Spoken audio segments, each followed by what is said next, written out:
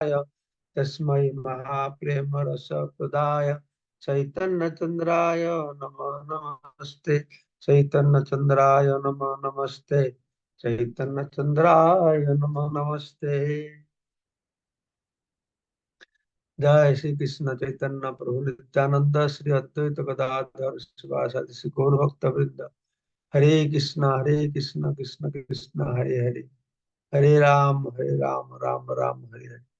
मुकम करोति वाचालं पंगुलं हयते कृपातमहं वन्दे परमानंद माधवम श्री गुरु दिनतारिणम श्री चैतन्य ईश्वरम। তো কালকে এখানে ইন্টারনেট সমস্যা হলো, ক্লাস দিতে পারলাম না। তো আজকে আমরা কন্টিনিউ করব চৈতন্য চরিতামৃত শ্রবণ, চৈতন্য চরিতামৃত আদি লীলা পঞ্চম পরিচ্ছেদ থেকে।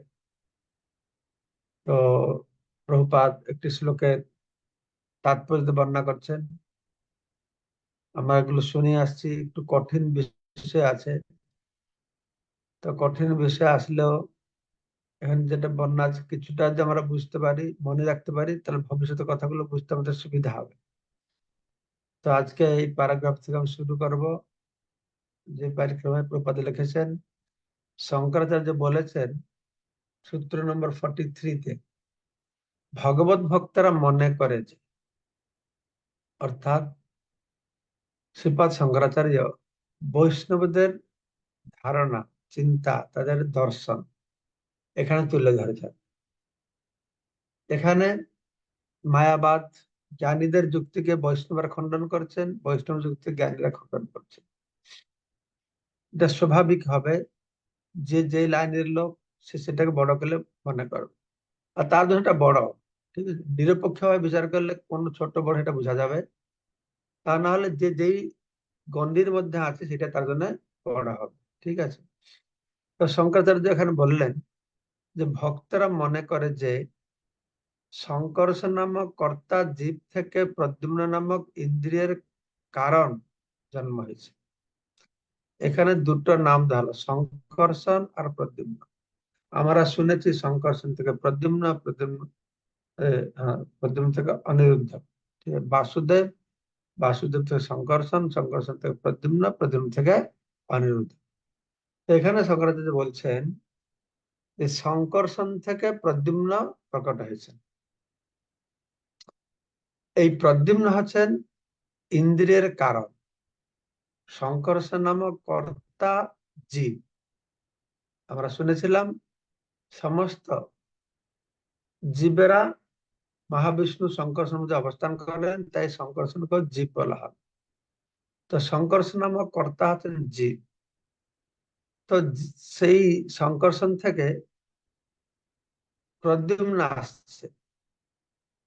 প্রদ্যুম্ন হচ্ছেন কি না ইন্দ্রিয়ের কারণ। এখানে বোঝা গেল সংকর্ষণ কারণ আর তার কার্য হলো প্রদ্যুম্ন।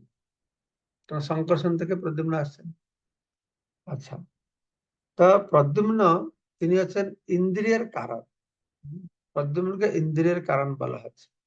তাহলে বাসুদেব হচ্ছেন পরমাত্মা, সংকর্ষণ হচ্ছেন জীব, আর প্রদ্যুম্ন হচ্ছে ইন্দ্রিয়ের কারণ। ঠিক আছে, তো শঙ্করাচার্য বলছেন যে আমরা কখনো কখনো কখনো ব্যক্তিকে ইন্দ্রিয় সৃষ্টি করতে দেখি না। আমি একটু ইংরেজিটা দেখে পরে ঠিক করবো এই সেন্টেন্স গুলো যে বলছি এগুলি। তো আমরা কখনো কখনো কেন বলছে বুঝতে পারছি না। কখনো ব্যক্তিকে, কখনো কোন সরি সরি কখনো কোনো ব্যক্তিকে ইন্দ্রিয় সৃষ্টি করতে দেখি না। তিনি চলে যাচ্ছেন, ভগবত ভক্তরা বলছে যে সংকর্ষণ থেকে প্রদ্যুম্ন, আর প্রদ্যুম্ন হচ্ছেন ইন্দ্রিয়ের কারণ। হম, তো উনার যুক্তি আছে কোন ব্যক্তি ইন্দ্রিয় সৃষ্টি করে না। সেটা ঠিক, ইন্দ্রিয় তো প্রকাশিত হয়েছে আমরা জানি, প্রধান প্রধান থেকে মহাতত্ত্ব, অহংকার তত্ত্ব, এভাবে ইন্দ্রিয় আসে। কিন্তু এখানে এটা কোনো ব্যক্তি থেকে ইন্দ্রিয়ের সৃষ্টি হচ্ছে, এইটা কোনোদিনও শোনা যায় না বলে শঙ্করাচার্য বলছে। তো তিনি আবার বলছেন যে ভক্তরা আরো বলেন যে প্রদ্যুম্ন থেকে অহংকারের কারণ অনিরুদ্ধ জন্ম হয়েছে। যেরকম সংকর্ষণ থেকে প্রদ্যুম্ন, যে প্রদ্যুম্ন হচ্ছে ইন্দ্রিয়ের কারণ, সেরকম প্রদ্যুম্ন থেকে অনিরুদ্ধ, যে অনিরুদ্ধ হচ্ছেন অহংকারের কারণ। তো শঙ্করাচার্য বলতে চাইছেন যে যতক্ষণ পর্যন্ত না ভক্তরা দেখাতে পেরেছেন, উনি ভক্তদেরকে চ্যালেঞ্জ করছে, বৈষ্ণবদেরকে চ্যালেঞ্জ করছে, যতক্ষণ না পর্যন্ত ভক্তরা দেখাতে পেরেছেন জীব কিভাবে অহংকার ও ইন্দ্রিয় সৃষ্টি করে। জীব একটা ব্যক্তি অহংকার আর ইন্দ্রিয় সৃষ্টি করতে পারে না, তাহলে এখানে বৈষ্ণবরা কেন এরকম বলছে? তো একে আক্ষেপ করে, দোষারোপ করে শঙ্করাচার্য বলছেন যতক্ষণ ভক্তরা বা বৈষ্ণবরা তারা দেখাতে পারছে না যে জীব কিভাবে অহংকার ইন্দ্রিয় সৃষ্টি করে, ততক্ষণ বেদান্ত সূত্রের এই প্রকার ব্যাখ্যা গ্রহণযোগ্য নয়। বেদান্ত সূত্রে যে ব্যাখ্যা দেওয়া হচ্ছে বাসুদেবের সংকর্ষণ প্রদ্যুম্ন অনিরুদ্ধ, আর এই সংকর্ষণ প্রদ্যুম্ন অনিরুদ্ধ হচ্ছে সব দিব্য ত্রিগুণাতীত, এইসব জিনিসগুলোর কথা বলছেন। হ্যাঁ, বলছে এটা যুক্তিযুক্ত স্বীকার করতে চাইছেন শঙ্করাচার্য। শঙ্করাচার্য আবার সূত্র নম্বর 44 বলছেন যে ভক্তদের এই ধারণাও স্বীকার করা যায় না যে সংকর্ষণ প্রদ্যুম্ন অনিরুদ্ধ পরম পুরুষ ভগবানের মতো কৃষ্ণকে ভগবান মানছে, বাসুদেবকে মানছে, সংকর্ষণ প্রদ্যুম্ন অনিরুদ্ধকে মানছে না। তিনি বলছেন যে ভক্তের দ্বারা যে ধারণা, যে মনে করে যে সংকর্ষণ প্রদ্যুম্ন অনিরুদ্ধ এরা হচ্ছে ভগবানের মতন, আমরা সবসময় শুনছি এরা হচ্ছে ভগবান, ভগবানের চতুর্বিহ, প্রথম চতুর্বিহ, দ্বিতীয় চতুর্বিহ, আদি চতুর্বিহ, এরাই ভগবানের মত। কিন্তু ইনি বলছেন না, এটা স্বীকার করা যায় না। পরম পুরুষ ভগবানের মতো এদের যে জ্ঞান, ঐশ্বর্য, বীর্য, হ্যাঁ,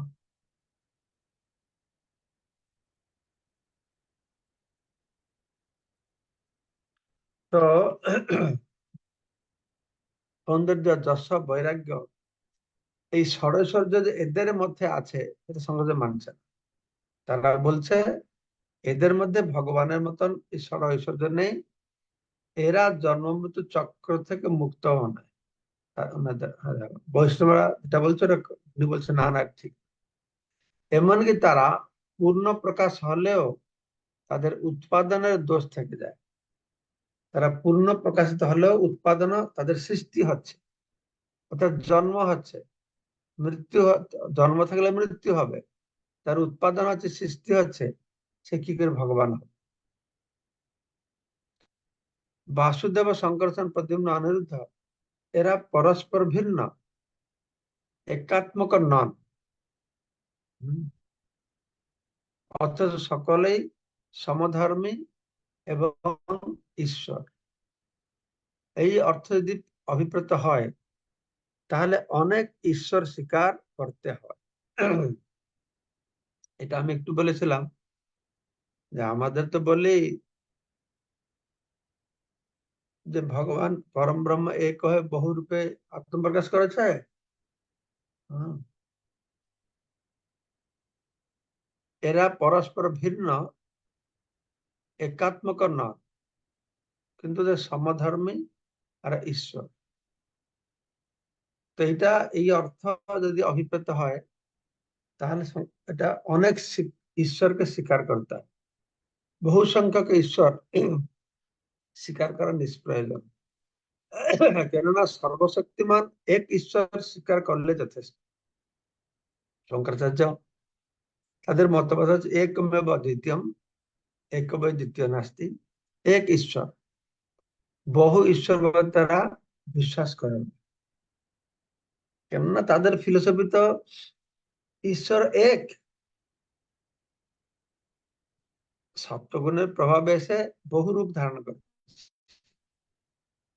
কিন্তু আমরা বললি না, বহুরূপধারী ঈশ্বর এক হলেও যে বহুরূপে ধারণ করেছে, এই সবাই হচ্ছে তত্ত্বতঃ ঈশ্বর আর সমধর্ম। কিন্তু উনি বলছেন না, বহু ঈশ্বর হবে কি করে,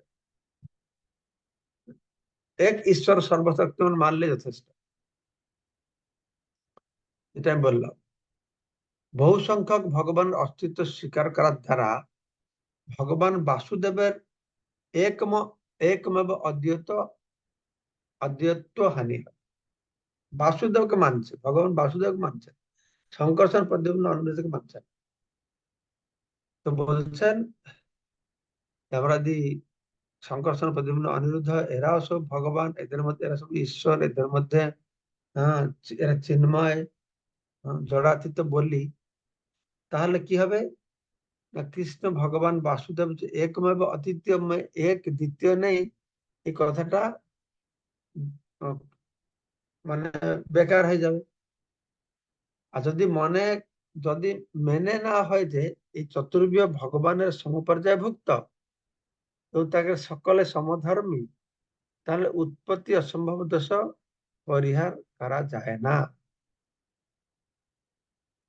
তো এতে যদি বলা হবে আহ, যে যদি গ্রহণ করা হয় চতুর্বিহ ভগবানের সমপর্যায়ভুক্ত, তারা সকলেই সমধর্মী, তাহলে এই উৎপত্তি অসম্ভব,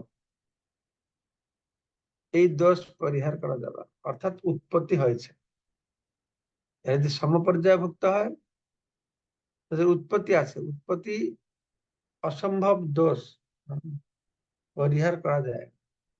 কারণ প্রত্যেকেই অস্তিত্বে কোনরূপ অতিশয্য না থাকলে বসুদেব থেকে শঙ্কর্ষণ, শঙ্কর্ষণ থেকে প্রদ্যুম্ন, প্রদ্যুম্ন থেকে অনিরুদ্ধের জন্ম হতে পারে না।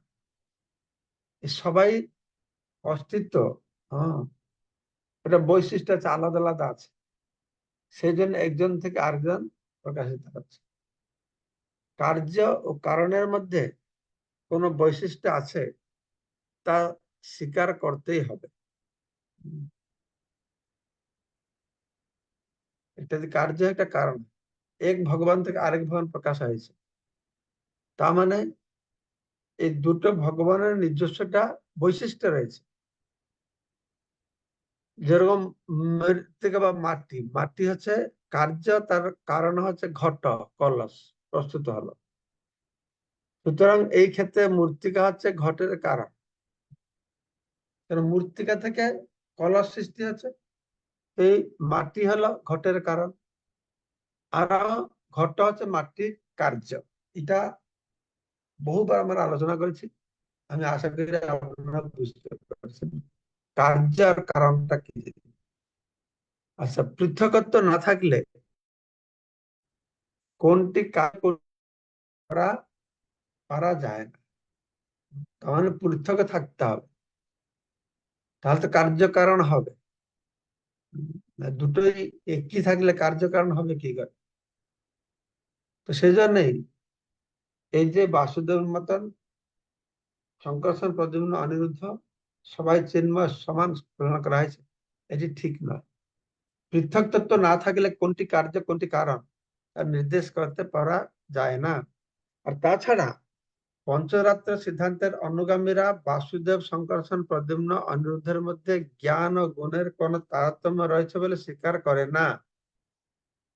আর এদের সময়ের মধ্যে গুণ আর জ্ঞান এর কোনো পার্থক্য নেই। ভক্তরা পক্ষান্তরে বৃহচতুষ্টয়কে সবিশেষ বাসুদেব বলে মনে করে। যারা বৈষ্ণব এই চতুর্বিহকে, হ্যাঁ, এরা বাসুদেব তো পরমাত্মা, তো সে পরমাত্মা বাসুদেবের এরা হচ্ছে সবিশেষ রূপ। তো ভক্তরা পক্ষান্তরে বৃহচতুষ্টয়কে সবিশেষ বাসুদেব বলে মনে করে। ভগবানের বৃহ কি 4টি সংখ্যা পর্যন্ত হতে পারে, আর বেশি হবে না? তা না। হ্যাঁ, তো ভগবান বৃহ কি চতুর্সংখ্যা পর্যাপ্ত? ভগবান বৃহ আমরা বললাম চতুর্বৃহ, মানে ভগবান নিজেকে চারি রূপ প্রকাশ করছেন।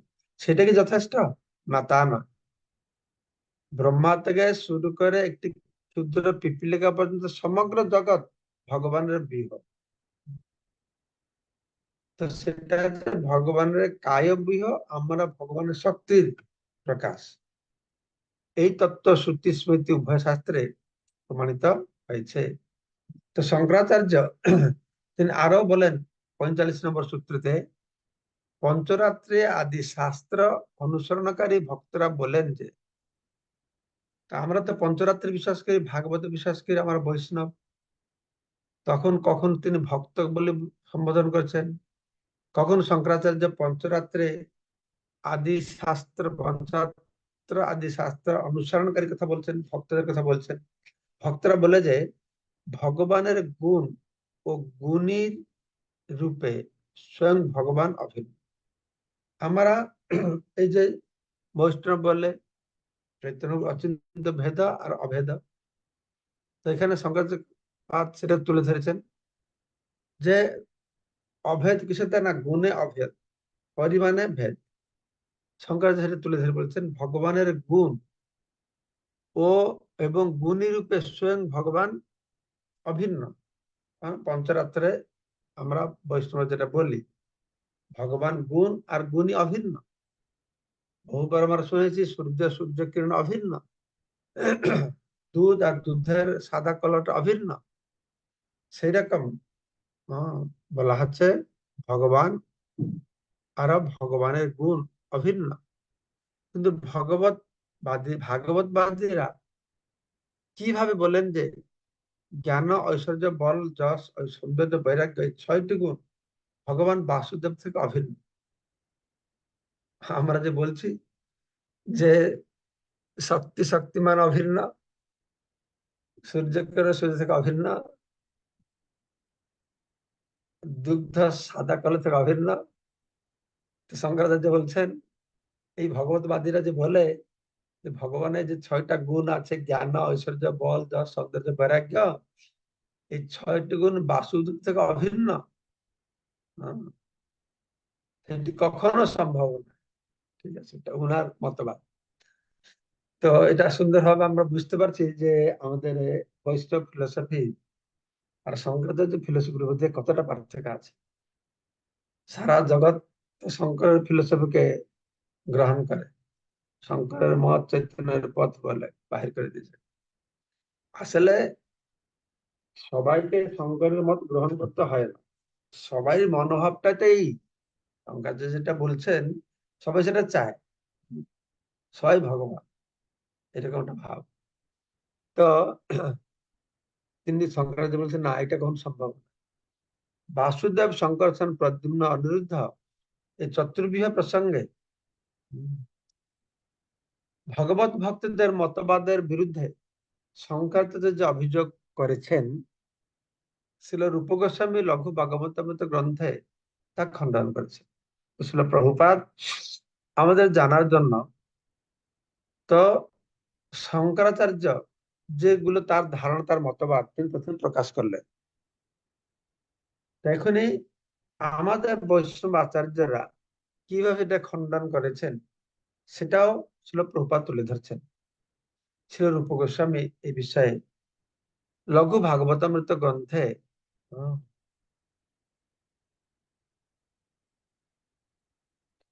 আহ, লঘু ভাগবত গ্রন্থে সেটা খণ্ডন করেছেন। কি বলেছেন? তিনি বলেছেন যে নারায়ণের এই 4টি প্রকাশ পরব্রহ্মে মহাবস্ত নামে প্রসিদ্ধ। তো এই যে বাসুদেব শঙ্করসন প্রদ্যুম্ন অনিরুদ্ধ, এটা আছে নারায়ণের হ্যাঁ মহা, এরা সব পরব্রহ্মে আছে, অন্তত পরব্রহ্মে রয়েছে। নারায়ণের প্রকাশ মহাবস্ত বলে বলা হচ্ছে, পরাবস্থা আছে, মহাবস্থা আছে। তো তাদের মধ্যে বাসুদেব ধ্যানের দ্বারা হৃদয় উপাসিত হন, কেননা তিনি হচ্ছেন হৃদয়ের উপাস্য দেব। তো বলছেন এরা সবাই চিন্ময় জগতে রয়েছে, তার মধ্যে বাসুদেবকে সবাই ধ্যান করে। বাসুদেব তো পরমাত্মা রূপে অবস্থান করছেন, তো এই বাসুদেবকে ধ্যান কর, ঠিক আছে। আর ভাগবতম চতুর্থ স্কন্ধ 3য় অধ্যায় 23 নম্বর শ্লোকে সে কথা বর্ণনা করা হয়েছে। তো দ্বিতীয় ব্যূহ শঙ্কর্ষণ বাসুদেবের স্বাংশ বা বিলাস প্রকাশ। তো বৈষ্ণবরা তাদের মতবাদ হচ্ছে, যারা ছিল রূপ গোস্বামী, যুব গোস্বামী, চৈতন্য মহাপ্রভুর অনুগামী, তাদের মতটি হচ্ছে যে এই শঙ্কর্ষণ হচ্ছেন বাসুদেবের স্বাংশ বা বিলাস প্রকাশ। স্বাংশ বিভিন্নাংশ কথা আমরা শ্রবণ করেছি। বিভিন্নাংশ হচ্ছে জীব, আরো স্বাংশ হচ্ছে ভগবান। তো শঙ্কর্ষণ হচ্ছেন বাসুদেবের স্বাংশ, আর শঙ্কর্ষণ রূপে তিনি লীলা বিলাস করছেন, তার বিলাস প্রকাশ বলা হচ্ছে। এবং সমস্ত জীবের উৎস বললে কখনো কখনো জীব বলা হয়, এটা মনে রাখবে। শঙ্কর্ষণ হচ্ছেন বাসুদেবের স্বাংশ, তিনি বিলাস প্রকাশ, আর সমস্ত জীবের উৎস হচ্ছেন শঙ্কর্ষণ, তাই তাকে জীব বলে বলা হয়। যেমন বাসুদেব হচ্ছেন পরমাত্মা, শঙ্কর্ষণ হচ্ছেন জীব, ঠিক আছে। এই যে সমস্ত জীবের উৎস, তাই শঙ্কর্ষণকে জীব বলে বলা হয়। শঙ্কর্ষণের অঙ্গকান্তি অসংখ্য পূর্ণচন্দ্রের শুভ্র কিরণ থেকেও মধুর। যেখানে কথা প্রসঙ্গে শঙ্কর্ষণ দেখতে কি রকম সেটি বর্ণনা করা হলো। তো আবার এখানে বলা আছে তিনি অহংকার তত্ত্বরূপে পূজিত হন। এইটা একটু আমাকে খুঁজে বাইরে করতে হবে। কেননা আমরা তো আগে শুনলাম বাসুদেব পরমাত্মা, শঙ্কর্ষণ জীবের উৎস বলে তাকে জীব বলা হলো। তারপরে প্রদ্যুম্ন সমস্ত ইন্দ্রিয় তার থেকে আসছে, এরকম কিছুটা বলা হলো। অনিরুদ্ধ হচ্ছে অহংকার। যেখানে বর্ণনা করা হলো যে শঙ্কর্ষণ তিনি অহংকার তত্ত্বরূপে পূজিত হন।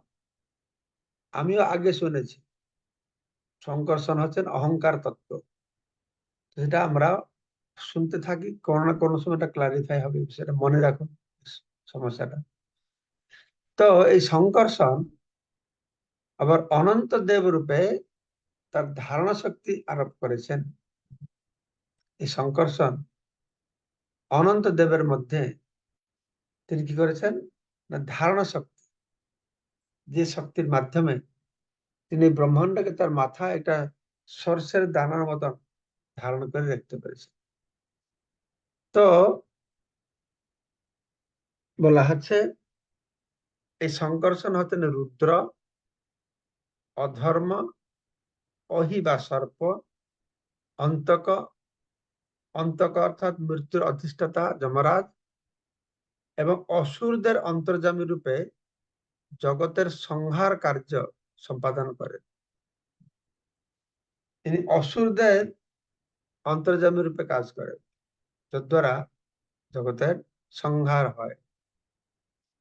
তো কালকে আমরা তৃতীয় প্রকাশ প্রদ্যুম্ন কথা আলোচনা করব। এই প্রদ্যুম্ন দেখি আমি আজকে পড়ি, একটু টাইম আর একটু এক্সট্রা টাইম দিই, তাহলে দিনটা ক্লিয়ার হবে। তো শঙ্কর্ষণ কথা হয়ে গেল, শঙ্কর্ষণ সম্পর্কে একটা মোটামুটি ধারণা আসলো। তিনি বাসুদেবের স্বাংশ, তিনি বিলাস প্রকাশ, তিনি জীবের উৎস, তাই তাকে জীব বলা হয়। তাকে দেখতে হ্যাঁ পূর্ণ অসংখ্য পূর্ণ চন্দ্রের মতন শুভ্র, হ্যাঁ থেকে থেকে আর বেশি শুভ্র। তিনি অহংকার তত্ত্বরূপে পূজিত হন।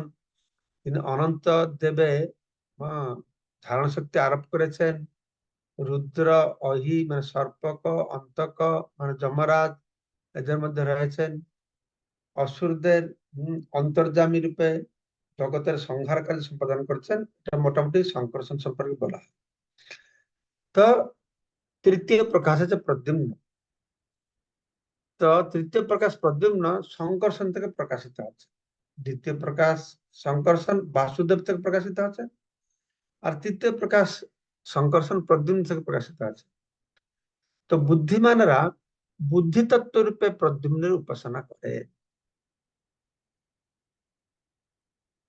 তো দুটো জিনিস আমাদের ভবিষ্যতে খুঁজে বাহির করতে হবে। মানে একটু আগে শ্রবণ করলাম যে প্রদ্যুম্ন থেকে ইন্দ্রিয় আর অনিরুদ্ধ থেকে অহংকার। তো এখনই শ্রবণ করছি যে শঙ্কর্ষণ অহংকার তত্ত্বরূপে পূজিত হচ্ছেন, আর প্রদ্যুম্ন কথা বলা হচ্ছে বুদ্ধি তত্ত্ব। বুদ্ধিমানেরা বুদ্ধি তত্ত্ব রূপে প্রদ্যুম্নের উপাসনা করছে, অহংকার তত্ত্ব রূপে শঙ্কর্ষণের পূজা করা হচ্ছে, বুদ্ধি তত্ত্ব রূপে প্রদ্যুম্নের পূজা করা হচ্ছে। লক্ষ্মী দেবী ইলাবৃত বর্ষে তার মহিমা কীর্তন করতে করতে পরম ভক্তি সহকারে তার পরিচর্যা করেন। কার না? প্রদ্যুম্নের। তার অঙ্গকান্তি কখনো সুবর্ণের মতো আর কখনো নবীন নীরজ জলধরের মতো। শঙ্কর্ষণের অঙ্গকান্তি ছিল অসংখ্য পূর্ণচন্দ্রের শুভ্র কিরণ থেকেও আরো মধুর।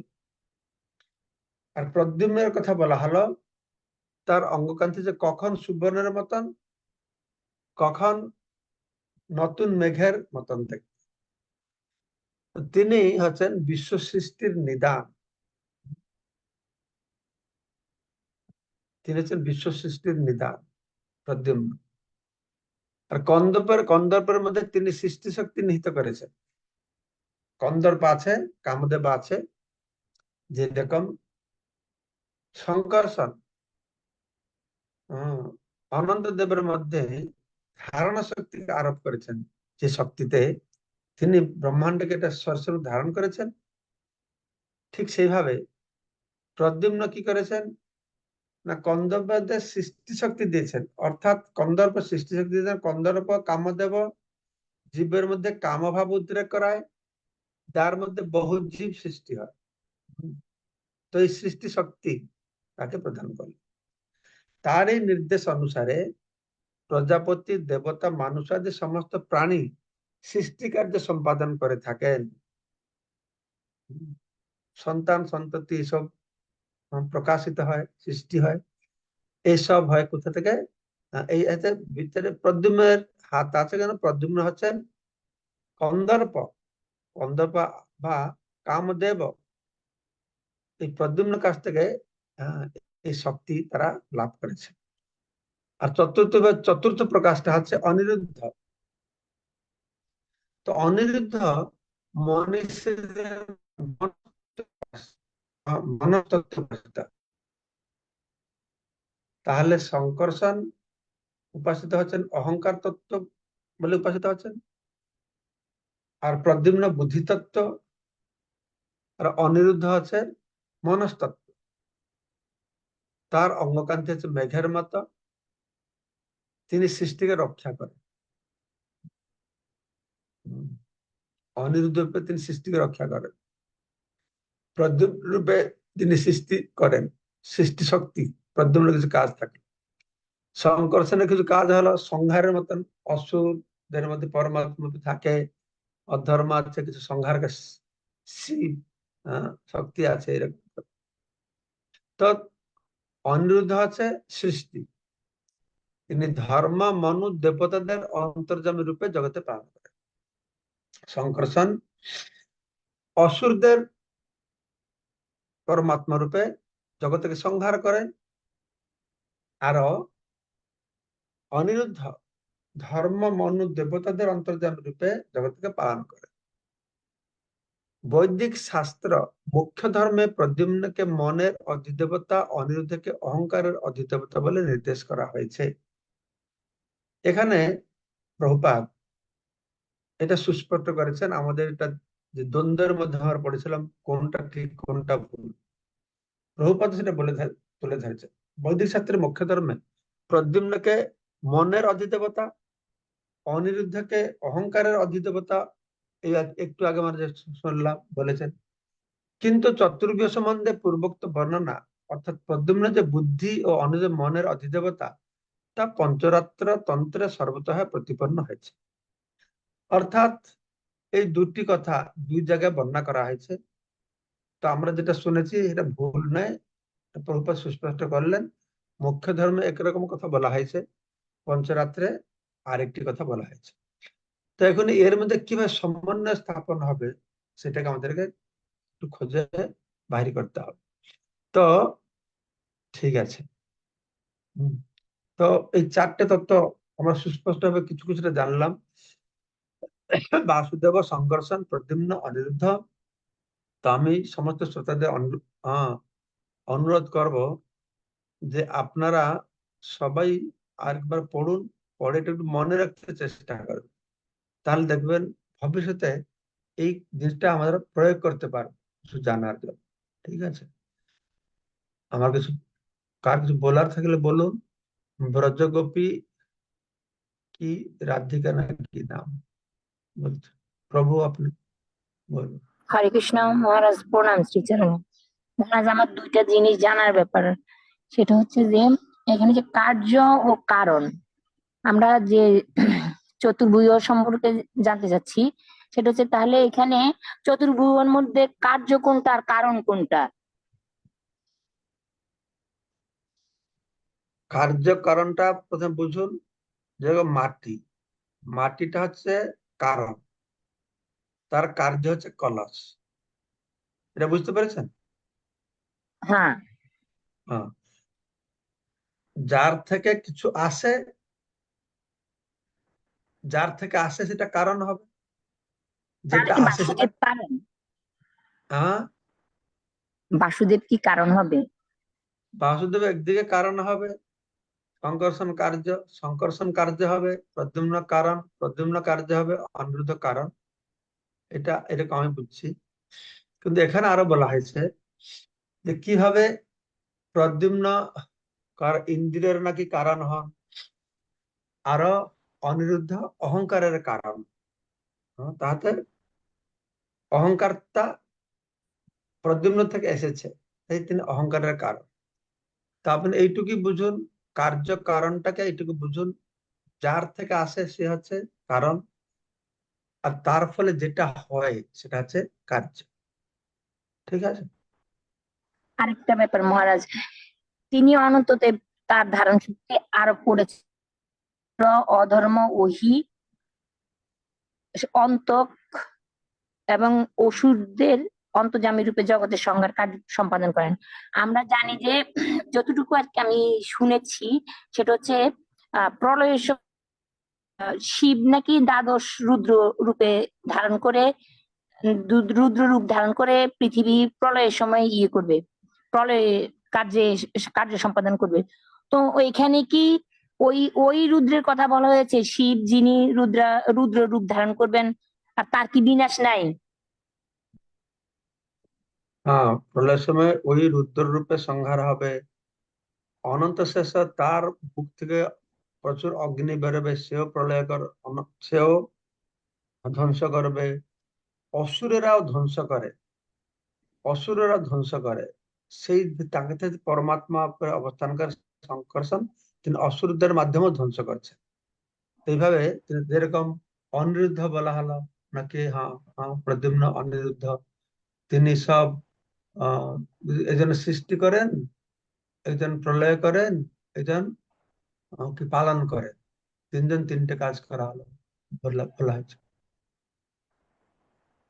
তাহলে ঠিক আছে? মহারাজ, শিবের কি কোনো বিনাশ নেই? উনি বিনাশ প্রাপ্ত হবেন না? শিব কথা আগে বলেছে না, শিব সদাশিব রূপে ভগবত ধামে সিদ্ধলোকে অবস্থান করছেন। সেই শিব রুদ্র রূপে এই জগতে প্রকাশিত হচ্ছেন। একাদশ রুদ্রের কথা যেটা আপনি বললেন, হ্যাঁ, তো সেই যখন শিব যদি রুদ্র রূপে প্রকাশিত হলো এই জগতে, এই জগতের কাজটা শেষ হলে কি হবে, না রুদ্র আবার সদাশিব সঙ্গে মিলিত হয়ে যাবে। যেরকম হরি। যেরকম মহাসংকর্ষণ থেকে মহাবিষ্ণু, মহাবিষ্ণু থেকে গর্ভদক্ষা বিষ্ণু, গর্ভদক্ষা ক্ষীরদক্ষা বিষ্ণু প্রকাশিত হলো। যখন ব্রহ্মাণ্ড শেষ হয়ে যাবে, তখন ক্ষীরদক্ষা বিষ্ণু গর্ভদক্ষা বিষ্ণুর মধ্যে গর্ভ মহাবিষ্ণু, মহাবিষ্ণু সংকর্ষণ সঙ্গে প্রবেশ করে একত্ব, একত্ব হয়ে যাবে। ঠিক আছে? হরি মঙ্গলময় প্রভু হরি। বলুন।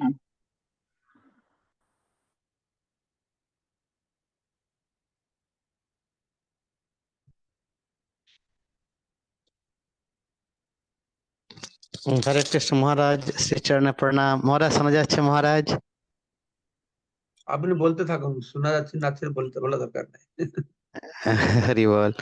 মহারাজ, এই শঙ্করাচার্য মহাদেবের অবতার, তো তিনি এই মায়াবাদ প্রচার করে বিভ্রান্ত করছেন কেন? বা কি কি উদ্দেশ্য ভগবানের, এবং তিনি নারায়ণের আদেশেই এটা করছেন, কি উদ্দেশ্য? আমি শুনেছি এর উদ্দেশ্য হচ্ছে জগতে কিছু কিছু এই প্রবণতার লোক আছে যারা কি ভগবান থেকে অভিন্ন হওয়ার বাসনা থাকে, তাদেরকে বৈষ্ণবদেরকে আলাদা করে রাখার জন্য তিনি এই উপায়টা করেছেন, এটা ধারণা দিয়েছেন। তো এই একটা কারণ কারণ আছে। আর একটা কারণ হচ্ছে ভগবত ধামে যেতে হলে এই জিনিসটা ভগবানের সঙ্গে এক হয়ে যাওয়াটা পরম প্রতিবন্ধক, চরম প্রতিবন্ধক, নাকি ঠিক না? নেই? হ্যাঁ নাকি না? মহারাজ, হ্যাঁ মহারাজ। তো এটা ভগবান ঠিক করেছেন যে যারা এই প্রতিবন্ধকে অতিক্রম করতে পারবে তারা আমার কাছে আসবে। তাই মহাদেবকে পাঠিয়ে এই মতবাদকে খুব করে ফলাও করে প্রচার করেছেন। তো যারা এই মতবাদকে অতিক্রম করতে পারবে তারা আমার কাছে আসবে, তারা ভক্ত হতে পারবে। এই দুটো কারণ আমি শুনেছি। মত বিমুখান করুন, তিনি বলছেন, কৃষ্ণ বলছেন, তুমি যা কলো ব্রাহ্মণ রূপে না, কলিযুগে পদ্মপুরাণে সে বর্ণনা করা হয়েছে, ব্রাহ্মণ উপরে আসো। মায়াবাদম অসৎ শাস্ত্রম প্রচ্ছন্নম বৌদ্ধম উচ্চতে, কথা বলা আছে। কলিযুগে ব্রাহ্মণ রূপে আসবে আসবে, এসে মত বিমুখান করু, আমার থেকে বিমুখ করে রাখো। কেন ভগবান কাছে কেউ যেতে হলে ভগবান ভালো করে টেস্ট করে বাজিয়ে নেবে তার কাছে। হ্যাঁ, সে এইভাবে মহাদেব ভগবানকে এটা সাহায্য করছে। যেরকম মায়া, মায়া ভগবানকে সাহায্য করছে। মায়াকে অতিক্রম করতে হলে সবকিছু টপকে যেতে হবে। তো মায়া কেন আমাদেরকে ভগবত মুখ করে রেখেছে? মায়া থ্যাঙ্কলেস জব করছে। সেরকম মহাদেবও সাহায্য করছেন। একদিকে মায়া দেবী, আরেকদিকে মহাদেব। মায়া দেবী আমাদের সংসার সুখে মগ্ন করে ভগবান থেকে বিমুখ করে রেখেছে, যেন সে ঠিক করে বুঝে সংসার সুখ থেকে মুক্ত হয়ে যাক, সংসার সুখ থেকে ছেড়ে যাক। এই মহাদেব কি করেছেন? আর একটা থোপ ফেলেছে। সংসার সুখটা ছাড়লো, ভগবান হওয়ার সুখটাকে ছাড়তে পারবে? সব ভগবান। তো এই দুটো যে, এটা মহামায়া, এটা মহাদেব, এই দুটোকে অতিক্রম করতে হবে। তো দুইজন ভগবানের ইচ্ছায় এই কাজটি করছে। ক্লিয়ার হয়েছে? ঠিক আছে, নেক্সট ভ্রুনেশ গৌর প্রভু বলুন।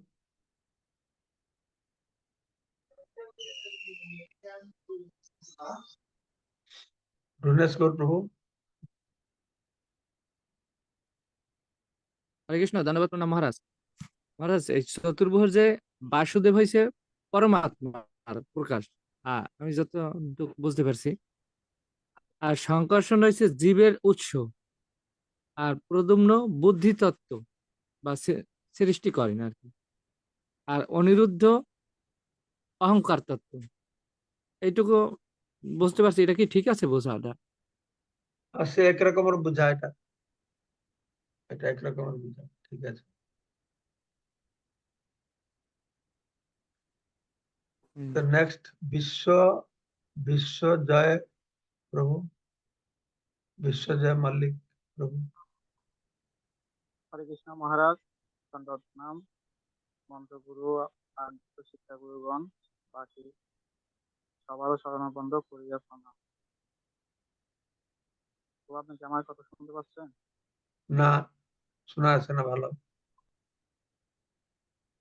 হরে কৃষ্ণ। বড় করে বলেন। পাঞ্চাকল্প তুলবস্য কৃপা সিন্ধু আরে বাঞ্ছা কল্প তো পরে বলবো, প্রশ্নটা বলো। তো আমার প্রশ্নটা হয়তো আজকে আলোচিত বিষয় নয়, তারপরেও বলতেছি। তো আমরা ভাগবতমে প্রথম স্কন্ধের পঞ্চম অধ্যায়ের সাথে সংগঠকে এই বিষয়ে কিছুটা জানতে পারছি। আর আহ, ও আপনার প্রশ্ন বোঝা যাচ্ছে না, আপনি চ্যাট বক্সে লিখে দেন, চ্যাট বক্সে লিখে দেন। জয়ানন্দ প্রভু বলেন। জয়ানন্দ বলো। হ্যাঁ, হরে কৃষ্ণ, দণ্ডবত প্রণাম মহারাজ। মহারাজ, ওই যে অহংকার তত্ত্ব, সংকর্ষণ, পূর্দম্য বুদ্ধি তত্ত্ব, আবার পঞ্চরাত্রিক বিধির সিদ্ধান্ত, আর আপনি বলছেন মোক্ষ ধর্মে প্রভুপাদ যে উল্লেখ করেছেন। পূর্দম্য হইলো মানে অনিরুদ্ধ হলো অহংকার তত্ত্ব। এই যে মানে একটু আপনি বললেন সমন্বয়টা আমরা কিভাবে করব, মানে এটা আমি একটু কারণ দুইটা তথ্য তো সম্পূর্ণ ভিন্ন। এখানে পঞ্চরাত্রিক বিধি অনুসারে একরকম, আবার মোক্ষ ধর্মে আর একরকম। এই সমন্বয়টা কি, মানে এটা বুঝলাম না। এই সম্পর্কে আমি কি বললাম? এই সমন্বয়টা কিভাবে করতে হবে জানতে হবে। আমি জানি না, তো জানলে তো বলে দিতাম। আমরা পড়তে থাকি, পরে পরে পরে যদি বোঝা যাবে তখন আমরা জানবো, ঠিক আছে? নাহলে আপনারা আর কোনো জ্যেষ্ঠ ভক্তের সাথে যোগাযোগ করে এটা আলোচনা করুন, খুঁজে পাবেন, আমাদের গ্রুপে বলবেন। আমরা যদি বই পড়তে পড়তে খুঁজে পেলাম, এখন হয়ে যাবে ভালো। অন্তত পক্ষে এইটা আমরা এখনই আমারও মনে থাকছে না, বুঝতে পারছি এই চারটে জিনিস যে হ্যাঁ, যে আলাদা আলাদা কোনটা কার, এটা একটু মুখস্থ করে সবাই আমার মুখস্থ করে মনে রাখি। তারপর দেখি ভবিষ্যতে এই আলোচনা যদি আসে তখন আমরা ধরতে পারবো। না হলে আরো যারা বিজ্ঞ ভক্ত আছে ওদের কাছে বসে জান, ঠিক আছে? দয়ানন্দ প্রভু। ঠিক আছে, ঠিক আছে মহারাজ, ধন্যবাদ। তো সবাইকে অশেষ ধন্যবাদ। আমি এখন চিল্লিকাতে আছি, ওড়িশাতে। আমাদের 3 দিন এখানে চিল্লিকা সফরই হলো। প্রায় 300 ভক্ত এসেছেন। প্রতিদিন সুন্দর মঙ্গল আরতি হচ্ছে, একসঙ্গে জপ করছি, ভাগবত পাঠ হচ্ছে। এক এক দিন এক এক জায়গায় আমরা ঘুরতে যাচ্ছি চিল্লিকায়। কালকে আমরা একটা আইল্যান্ডে গেলাম, সুন্দর জায়গা ছিল, সেখানে প্রসাদ হলো, জগন্নাথ কথা হলো। জগন্নাথ মন্দির আছে, ওখানে লেখা আছে একবার মুসলমানদের যারা আক্রমণের ফলে পুরী থেকে জগন্নাথকে নিয়ে এখানে চলে এসেছিল। পুরীর কাছে চিলিকা হ্রদ আছে, তো নদী দিয়ে চিলিকা আছে, এখানে চলে এসেছিল। খুব সুন্দর জায়গা, আমরা সেখানে অতিবাহিত করলাম। আজকে শেষ দিন, দুপুর পর্যন্ত অনুষ্ঠান আমি থাকবো, তারপরে আমি আজকে পুরী যাব, 1-2 দিন যাব। ঠিক আছে, সবাইকে অশেষ ধন্যবাদ আমাদের এই আলোচনা যোগদান করবার জন্য। বাঞ্ছা কল্পতরুভ্যশ্চ কৃপা সিন্ধুভ্যেব চ। পতিতানাং পাবনেভ্যো বৈষ্ণবেভ্যো नमो नमः। जय जय अनंत महाराज की जय, श्रील प्रभुपाद की जय, श्री जय श्री सतराज शुक्र महाराज की जय, अनंत बुद्ध विष्णु महाराज की की जय, जय। गौर प्रेम। गौर प्रमानंदे हरि हरि बोल। हरि बोल।